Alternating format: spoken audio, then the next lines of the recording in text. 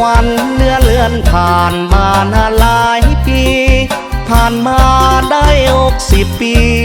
ที่เรามีเบ้าปั้นเบ้าหลอโรงเรียนการแพทย์1958ก่อสร้างแพทย์หมอเป็นสถาบันที่เสริมสร้างก่อสร้างแพทย์หมอหับใส่สังคม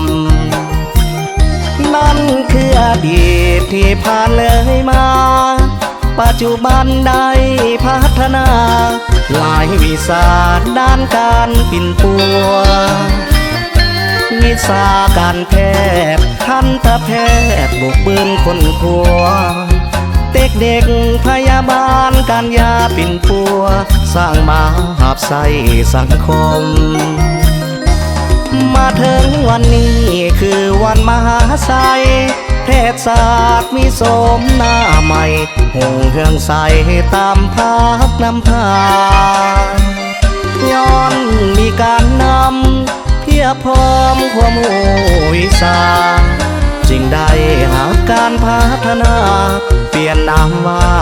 มหาวิทยาลัยมวสชื่อย่อของมหาวิทยาลัยชื่อเสียงก้องดังลือไกลเขตถิ่นแดนใดก็อยากจะมามีหลายประเท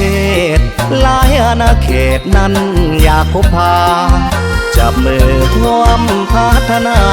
ทุกวิชาด้านการปิ่นปัว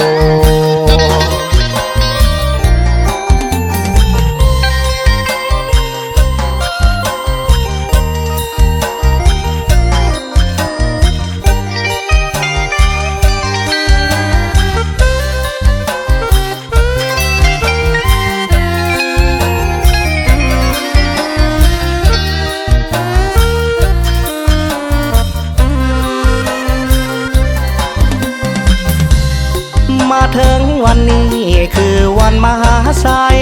แพทยศาสตร์มีโสมหน้าใหม่หงเฮืองใสตามพักนำพาย้อนมีการน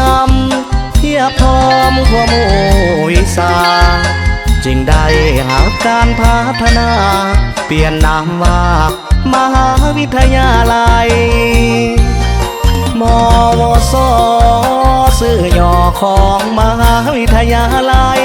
ชื่อเสียงก้องดังลือไกลเขตถิ่นแดนใดก็อยากจะมามีหลายประเทศหลายอาณาเขตนั้นอยากพบพาจับมือร่วมพัฒนาทุกวิชาด้านการปิ่นปัว